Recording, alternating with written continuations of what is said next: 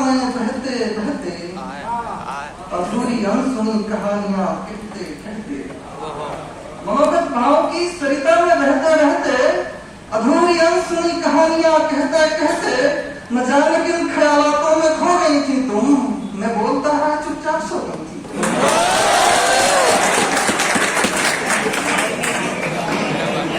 फेंक के मार रहा है लड़की को।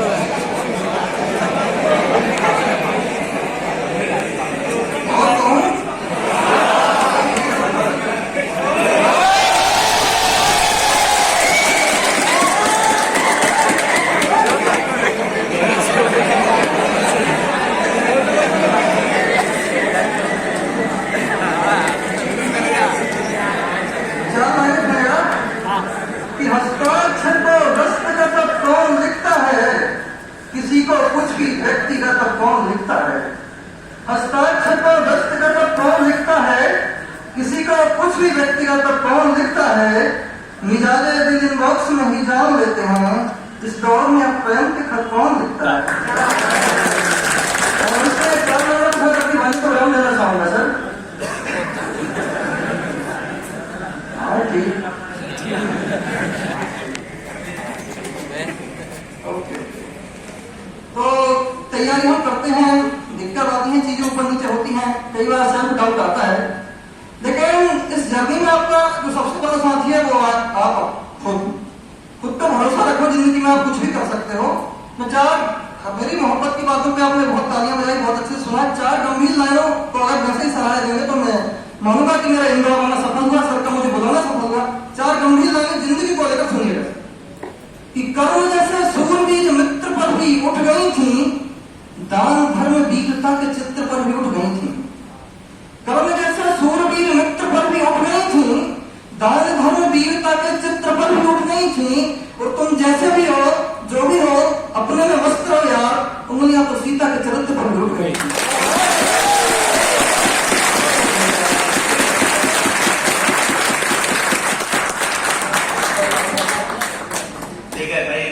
को बुलाने का हमारा एक मात्र रीजन ये था, और प्रमोद से हमारी बात हम बताते हैं आज या कल में नहीं हुई है। जिस दिन आपका रिजल्ट आया था, इनका जब मैंने सेमिनार कराया था उससे पहले से प्रमोद यहाँ इन्वाइटेड है, ठीक है।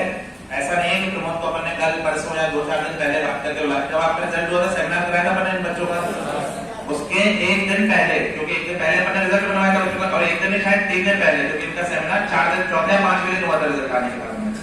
तो जिस दिन रिजल्ट आया था तो इनका जो उन्होंने मैसेज किए थे अपना, एक सीएस का शायद गूगल फॉर्म में कुछ ऐसा था, उस पर मैसेज आया था कि, तो हमको पहले ये लगा था अपने स्टूडेंट है, क्योंकि जब फोटो बन के आई हमारे पास रिजल्ट की तो इतना में समझ में आ गया हमारे स्टूडेंट नहीं है। फिर बातचीत हुई, उन्होंने बताया सर मैंने सेल्फ प्रिपरेशन से करा।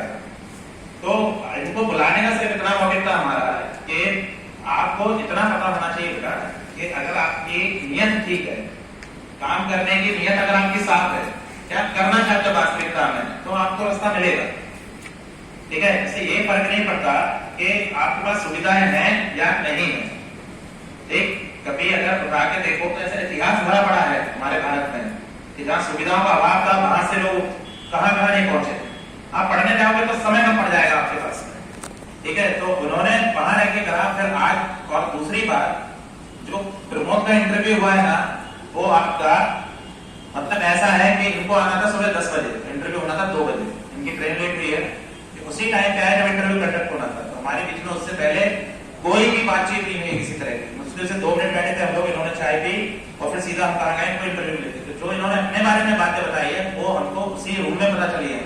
जिस मोमेंट पे आपको यूट्यूब पे सुनाई दी, उसी मोमेंट पे हमारी जानकारी में वो चीज आई है। क्योंकि इंग्लिश का इतना पीछे बैकग्राउंड था, क्रिकेट बातें थे, तो आप लोग यहाँ से ये सीख सकते हैं बेटा, जो आपको इनसे अपने पास रखनी है बात, वो इतनी सी बात समझनी है आपको कि ना मैथ्स कठिन है, ना इंग्लिश कठिन है, ना रीजनिंग कठिन है। आपके देखने का नजरिया गलत है। आपने अपने माइंडसेट में बिठा लिया कहीं कि आपको इंग्लिश नहीं बनेगी, बहुत टफ। आपको थोड़ा मेहनत ज्यादा करनी पड़ेगी। क्लास में पहले भी आपसे कई बार कहा है कि अगर टॉपर बच्चा है, जिसने बहुत सिस्टमेटिक पढ़ाई करी है और वो बहुत अच्छे से पढ़ता है, ठीक है, मैथ्स बैकग्राउंड का है, इंग्लिश उसकी अच्छी है, आज वो एसएससी की तैयारी करने आएगा तो उसको ज्यादा जोर नहीं पड़ेगा, क्योंकि उसने तब बहुत मेहनत की थी। और उस समय आप लोग क्या करते थे, खेल कूद रहे थे, समझ रहे। उसने 10th में भी अच्छा पढ़ा, 11th में भी मैथ्स बैकग्राउंड, 12th में भी उसका मैथ्स था, आरडी शर्मा पहले से आती है उसको,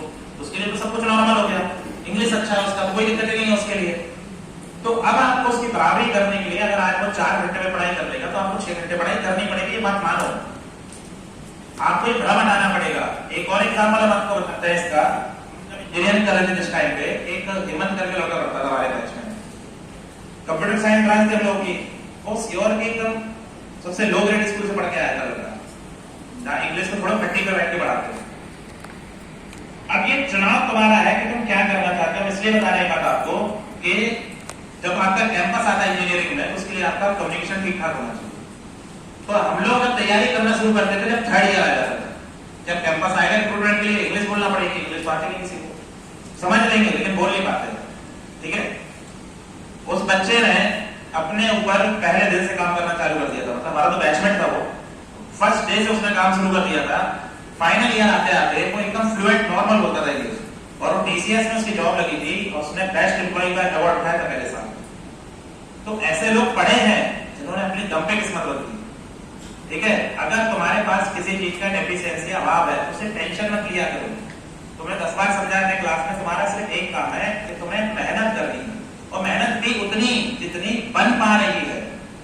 अनावश्यक मेहनत करना भी गलत होता है। अनावश्यक समझ रहे हो, आज अगर हमको आप टास्क दे दो कि हमें ब्रांड खोली करना है, पॉसिबल है? मतलब ये कोई सेंस रखता है, कोई मैच है इस चीज का? नहीं ना। अगर आपको कहीं अंदर से कहीं फील आ जाए कि नहीं यार पढ़ाई वाली फील्ड मेरे लिए नहीं है, पहले भी कहा अपने क्लास में, आज फिर दोहरा रहे हैं, थोड़ा सही बनो और पेरेंट्स को मना करना सीखो कि भाई हमसे हो नहीं रहा, क्यों करेंगे। क्योंकि क्या हो रहा है बेटा, गवर्नमेंट जॉब का जो लूप चला है ना, आ रहे हैं हजारों लाखों बच्चे तैयारी करने, सबसे नहीं बन पा रहे। कई बच्चे प्रेशर में पढ़े ही जा रहे हैं, पढ़े ही जा रहे हैं, पढ़े ही जा रहे हैं। वही मेहनत आप दूसरे डायरेक्शन में डाइवर्ट करो। बात समझा रहे? अपनी ग्रेजुएशन बहुत अच्छे से करो, ग्रेजुएशन के बाद कोई जॉब कर लो। अगर आप जॉब करोगे तो आपका वर्क एक्सपीरियंस ढूंढने लग जाएगा। ऐसा नहीं करें करते रहो तो हो ही जाता है, ऐसे नहीं होता। जब अपना इंटरेस्ट ही नहीं आ रहा कैसे हो जाएगा। लाइफ इतनी टफ नहीं है जितना हमको दिखाई जाती है।